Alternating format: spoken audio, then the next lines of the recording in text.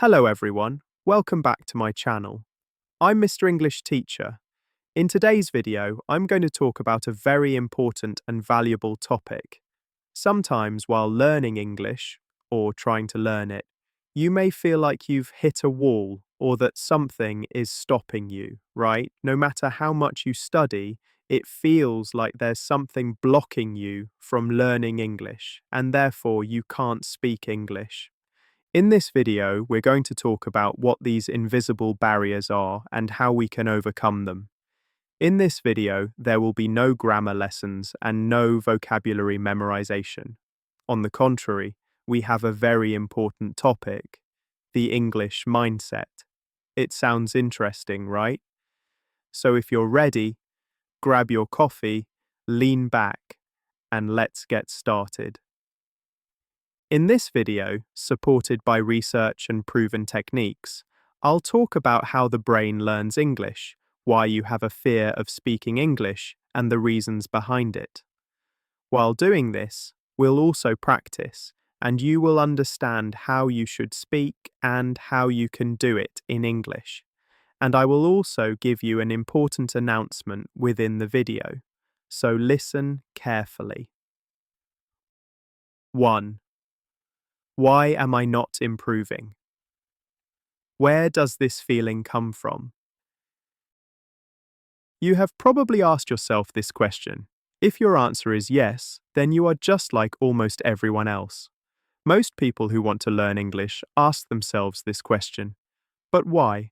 You try to learn English, you watch videos or read stories, but somewhere in the back of your mind, this question still remains. Why am I not improving? Or why am I not learning?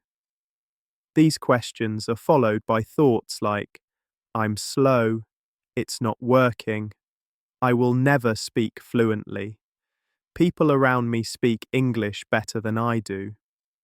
These sentences roll around in your head constantly. They are like stones placed in your path, slowing you down, interrupting you, maybe even stopping you completely. But in today's video, I will teach you how to turn these stones into steps of a ladder. Let's continue. 2. What is a learning block? First of all, the word block is very simple. Think like this. You see a big rock on the road and you can't walk. You either move the rock or walk around it. A learning block is the same mental state. You cannot see it, but you can feel it. You open your mouth to speak English, but you can't. You start a video to improve your English, but you close it saying, no, this isn't for me, this level is too difficult. Worse, when you want to form a sentence, your mind freezes. You can think of nothing and say nothing. The reason for this is not grammar. These barriers are nothing but your mind playing a trick on you, a mental game. I'm stupid. My memory is bad. If I make a mistake, I'll embarrass myself. These kinds of thoughts tell your brain, stop, it's not safe, don't do it. And because your brain gives this command, you do nothing. This is the game your mind plays on you. Every time you feel this way, doing the opposite of what your brain tells you will take you much further in learning English. 3. The good news. The brain changes. Scientists and educators have researched this for years, whether the human brain develops or not. And the good news is, the human brain is constantly developing. The brain does not stay the same. It changes and grows. And this is in your hands. When you want to create a new sentence, a small room forms in your brain. You slowly start filling that room. At first, you speak slowly in English, but as the words and sentences you fill into your mind increase and strengthen, that room expands and becomes more comfortable. Then your brain says, yes, I've improved, I've gained new abilities, I can do this better, and you will start saying these things to yourself. So always tell yourself, my brain can change, I can build new pathways. I am improving. 4. The voice in your mind. How does it speak to you? We all have a voice in our mind. Sometimes it's good, sometimes it's bad. For many English learners, this voice is negative and an enemy. What do I mean? Let me explain.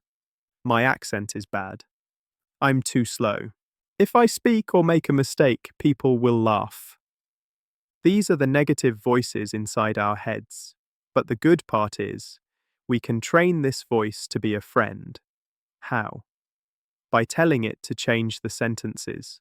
Instead of, my English is bad, I am learning English. Instead of, I always make mistakes. I make mistakes because I'm learning. Instead of, I will never be fluent. I'm not fluent yet. The word yet is very powerful. It tells the brain, I'm on the right path.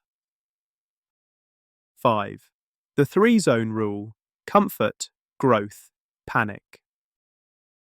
When learning English, there are 3 zones. Comfort zone. Everything is easy and safe. Hello, how are you? Level sentences. Growth is minimal. Growth zone. The zone you should be in. It feels a little hard, but the brain is active. Most improvement happens here. Panic zone. Here everything feels too difficult. Fast English, advanced podcasts, complex dialogues, they scare you. Your brain freezes and learning stops.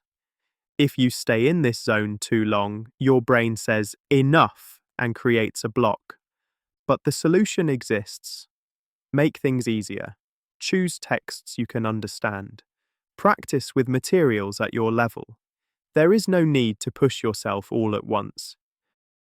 6. The power of small wins. The human brain works with rewards. Small achievements create dopamine and motivate you. Examples of small wins. You learned 1 new sentence. You understood a 5-minute video. You said a sentence in English to someone. You read 1 page. Most students ignore these small wins and only set huge goals. And when they fail, their motivation dies. Do not set goals like, I will speak English like a native. I will be perfectly fluent. These are unrealistic and kill motivation. The key word here is consistency. Study a little, but study every day. 7. Calm the fear inside your body. When doing something unfamiliar, people get tense. This is not just mental, it affects your body. When speaking English, your shoulders tense, your heart beats faster, your mouth dries, you become nervous. So we need techniques to calm the body. Method 1. Slow breathing. 4 seconds inhale, 2 seconds hold, 6 seconds exhale. 30 seconds is enough. Method 2. Loosen the body. Roll your shoulders. Close your hands. Gently turn your neck left, right. Remember, relaxed body equals relaxed mind. 8. Who am I? Change your story. Many people say things like, I can't learn languages. I'm bad at English. No matter what I do, I can't learn English. The problem is, these sentences become part of your identity. But research says, people who see themselves as learners become more resilient. So tell yourself, I am someone who is learning English. The process will be difficult, but I will continue every day, and in time, my English will improve. That's it. 9. Not big plans. Daily systems. One of the biggest mistakes in learning English is this: studying for hours, memorizing dozens of words, reading pages every day. But at the end of the day, nothing is actually done. Instead, you must set daily tasks. I will read regularly. I will listen regularly. I will practice speaking regularly. Maybe 15 minutes, maybe 30 minutes, maybe 1 hour. It's up to you. But it must be every day. At this point, learners often ask, how do I find level-appropriate reading texts, vocabulary exercises, or sentence practices? And here I have great news. I want to introduce the book I prepared for beginners. Inside, you will find commonly used English words, everyday conversations, patterns, and much more. I've placed the link to my ebook in the description box. If you are looking for a beginner-friendly resource, this book is perfect for your level. We have reached the end of another video. I hope this video was helpful for you. Remember, learning English doesn't happen in one day. Think of it like a tree. You water it every day, and after some time, you suddenly see that it has grown. Learning English is exactly the same. Keep studying and learning. You will definitely see the results. See you in the next video. Take care.